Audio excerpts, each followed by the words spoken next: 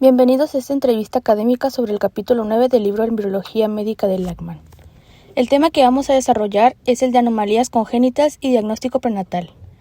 Un asunto de gran importancia en la medicina, ya que nos ayuda a comprender las causas, clasificación, prevención y métodos de detección de estas alteraciones en el desarrollo humano.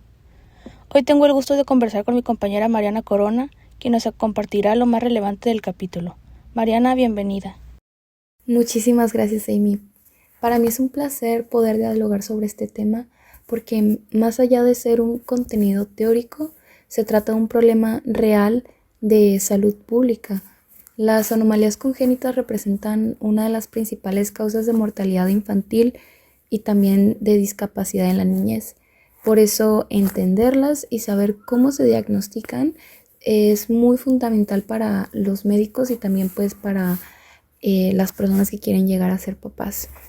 Para empezar, cuéntanos, ¿qué entendemos por anomalías congénitas? Bueno, antes que nada, pues el término anomalía congénita hace más que nada referencia a cualquier tipo de alteración estructural, funcional, metabólica o de comportamiento que está presente desde el nacimiento. También se le puede conocer coloquialmente como malformaciones congénitas. Y bueno, estas anomalías a veces son muy evidentes, como lo puede ser una fisura labial, o pueden ser muy sutiles, como pueden ser ciertos defectos cardíacos que se pueden manifestar más tarde, ya sea en la niñez o inclusive en la adultez. O sea, esto es lo interesante de este tema, porque no todas las alteraciones son visibles de manera inmediata. Algunas se pueden descubrir en la infancia o en la vida adulta, como mencioné, pero pues todas tienen un desarrollo ya sea embrionario o fetal. Es decir, estamos hablando de alteraciones que surgen durante el desarrollo temprano y que pueden tener repercusiones de por vida. Exactamente. Y algo clave que se menciona y se señala en el libro de Lachman, por ejemplo, es que alrededor de un 3% de los recién nacidos presentan anomalías congénitas mayores diagnosticables al nacer y visibles. Y si se incluyen las menores o las que se detectan después, el porcentaje sube a más del 6%. Pasemos ahora a su clasificación. ¿Cómo se agrupan estas anomalías según su origen? Se pueden dividir en varias categorías. Usualmente yo las divido en 5, que vienen siendo las malformaciones, disrupciones, deformaciones, síndromes y asociaciones. Las malformaciones son un defecto que resultan de un proceso de desarrollo intrínsecamente anómalo. Un ejemplo puede ser una anencefalia, que es cuando el tubo neural del bebé no se cierra y queda el cerebro expuesto, y también hay un subdesarrollo del cerebro, y esto es mortal, no es compatible con la vida.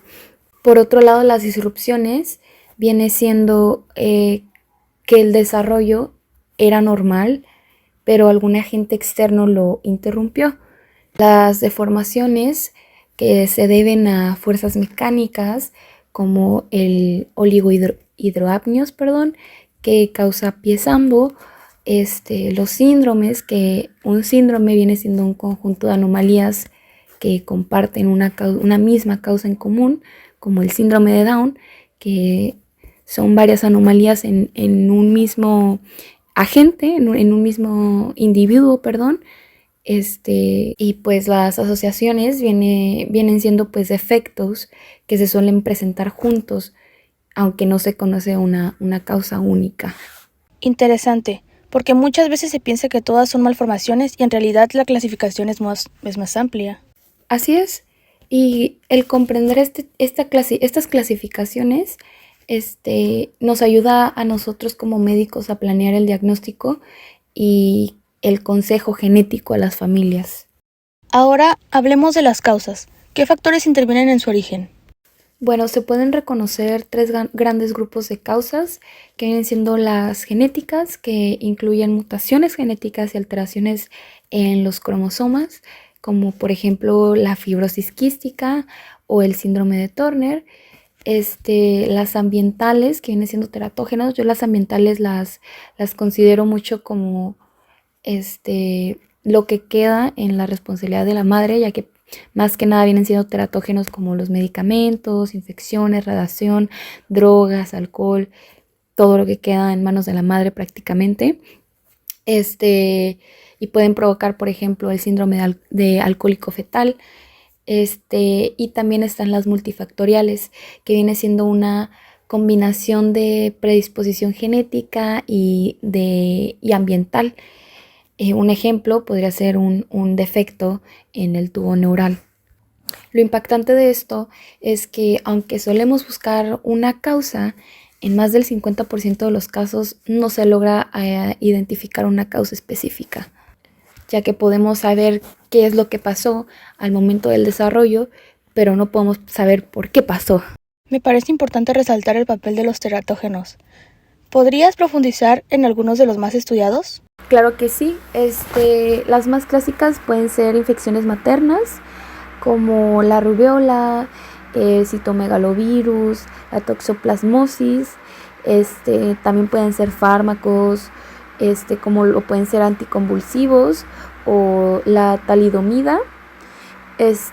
También lo que se consideran, entre comillas, sustancias sociales, porque pues realmente no son, o sea, sí son sociales, pero no son necesarias para tener una convivencia social, que viene siendo el alcohol, el tabaco, las drogas en general, factores físicos como radiaciones ionizantes, y un punto bastante importante y fundamental es que recordemos que el riesgo depende de la etapa de desarrollo en la que ocurre la exposición, porque hay que tener en cuenta que la embriogénesis empieza entre la 3ª y la 8ª semana, y esta es la etapa más vulnerable en la que se puede originar alguna alteración anómala, ¿no? Muy bien. Ya que hemos hablado de causas y clasificación, pasemos al diagnóstico prenatal. ¿Qué nos dice Lachman sobre las técnicas actuales? La verdad es que el diagnóstico prenatal, en lo personal, siento que ha avanzado muchísimo y se dividen en métodos no invasivos y métodos invasivos. Los métodos no invasivos vienen siendo, por ejemplo, la ecografía, que esta es una herramienta principal que nos permite ver las estructuras, el crecimiento y anomalías morfológicas, que se pueden llegar a ver en estas ecografías, porque hay algunas que son bastante visibles y se pueden alcanzar a notar en una ecografía. También están las pruebas bioquímicas en sangre materna, como la alfa-fetoproteína, la gonadotropina coriónica y el estriol. En otros métodos no invasivos está el ADN fetal libre en sangre materna, que detecta aneuploidías con una gran precisión. Ya entrando más en los métodos que sí son invasivos, está la amniocentesis, que es un análisis del líquido amniótico, una biopsia de vellosidades coriónicas que nos permite el estudio genético temprano, la cordocentesis, que viene siendo una obtención de sangre del cordón umbilical. Y pues todos estos métodos nos permiten no solo diagnosticar, sino que también nos brinda consejo genético y nos prepara para intervenciones tempranas, si de ser necesario, ¿no? Eso es muy relevante porque el diagnóstico no se queda en la detección, sino que abre la puerta a la prevención y el tratamiento. Exactamente.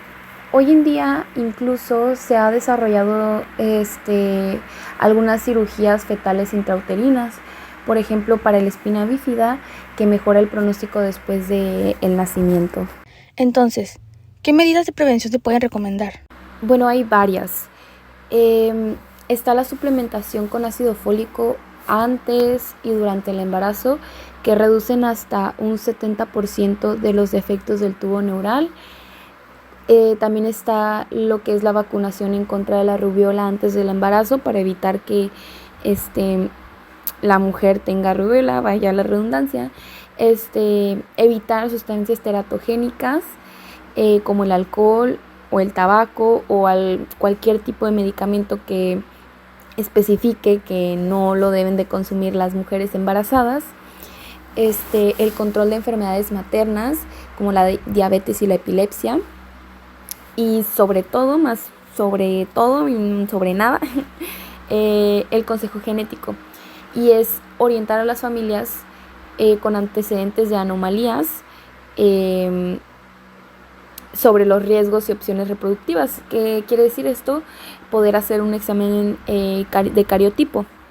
Y lo que me refiero con esto es que si eres conocedor de que en tu familia hay antecedentes de anomalías, yo consideraría y recomendaría al 100% hacerse un examen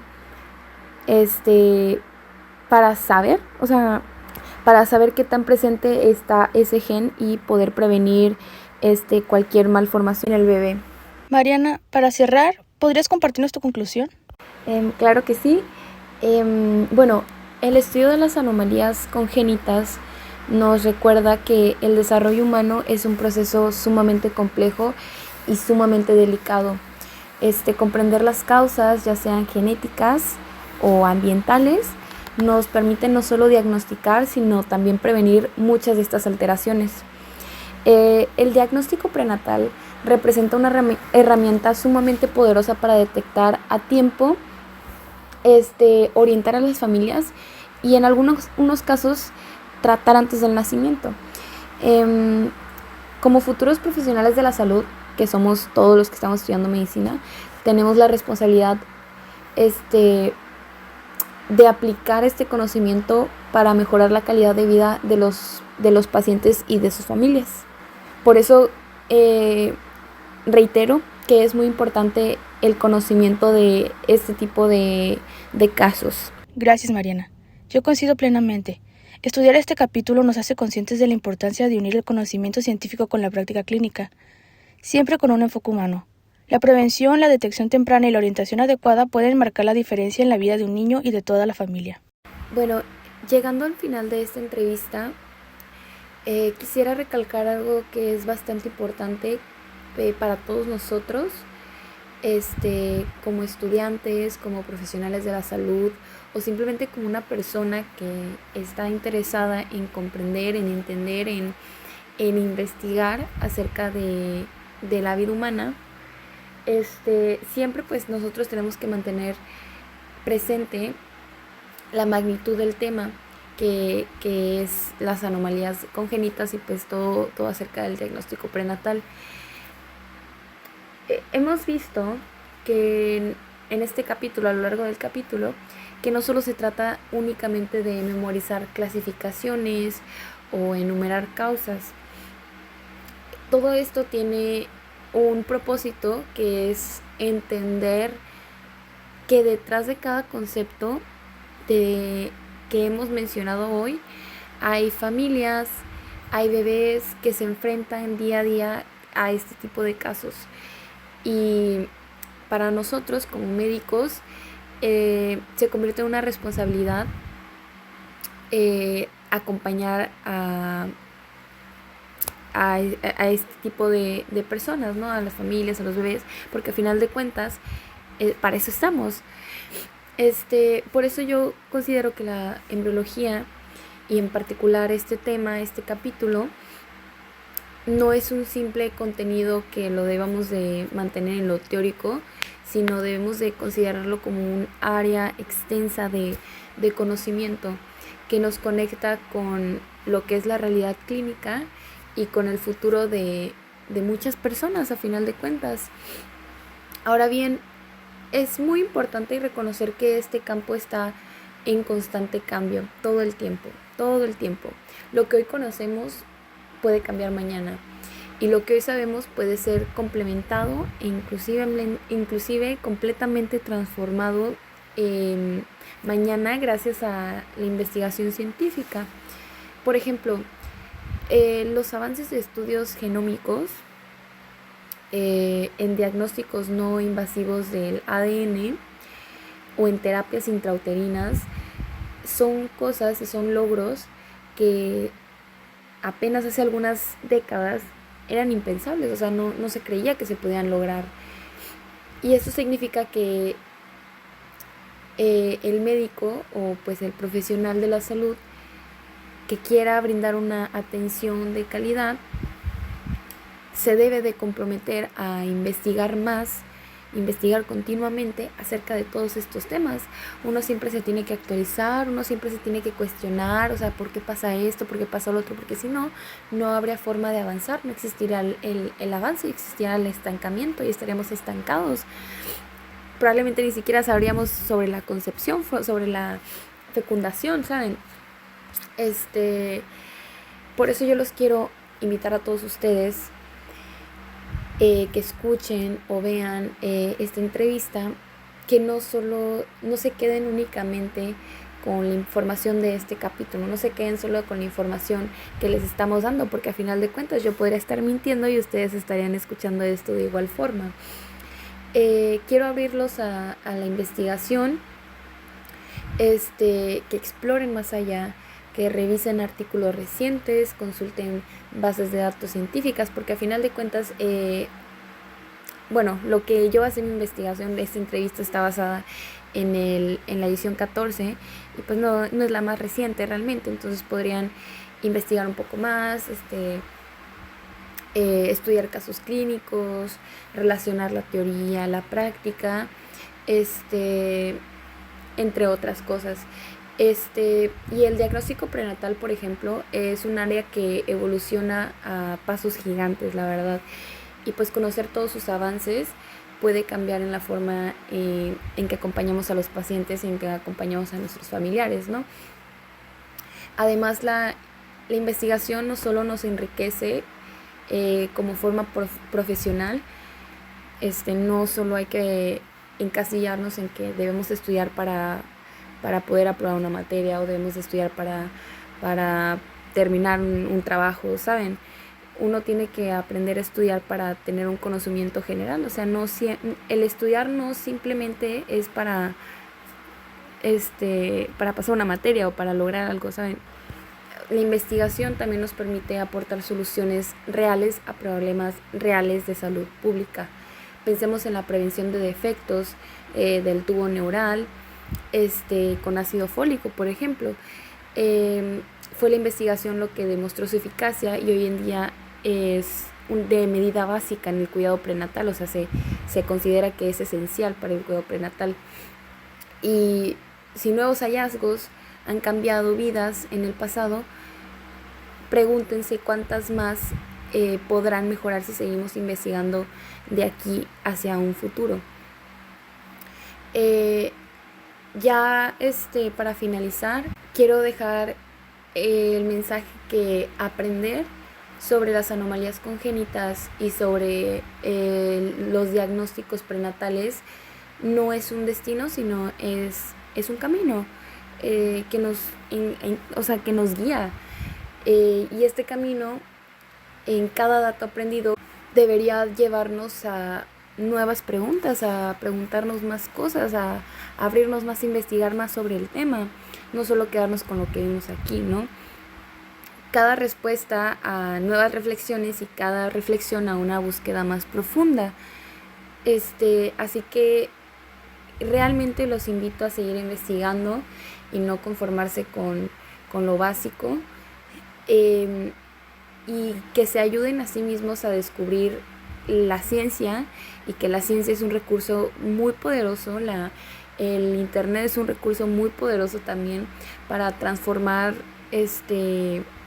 conocimiento. Tan solo investigar, cuestionar y actualizarse nos puede dar a nosotros como médicos y a nuestros futuros pacientes una atención digna, responsable y lo más humana que se pueda, porque así es como ellos se lo deben de merecer y nosotros también. Entonces, de verdad agradezco mucho que hayan oído esta entrevista. Si quieren que hablemos sobre otra cosa, pues nos pueden escribir también. También quiero agradecerle a mi compañera Amy por hacerme esta entrevista, por darme un espacio aquí, dejarme platicarles acerca de este tema. Siempre es un honor grabar ese tipo de cosas que yo sé que les va a dar nuevos conocimientos a ustedes y los va a abrir a la investigación. Y pues nada, o sea, solo me queda decirles que investiguen, que investiguen mucho. Y pues nada, Nos vemos en la siguiente vez. Adiós y adiós de mí. Muchas gracias. Con esto concluimos nuestra entrevista sobre anomalías congénitas y diagnóstico prenatal. Esperamos que este trabajo haya aportado claridad sobre un tema crucial de la embriología y la medicina prenatal. Gracias por acompañarnos.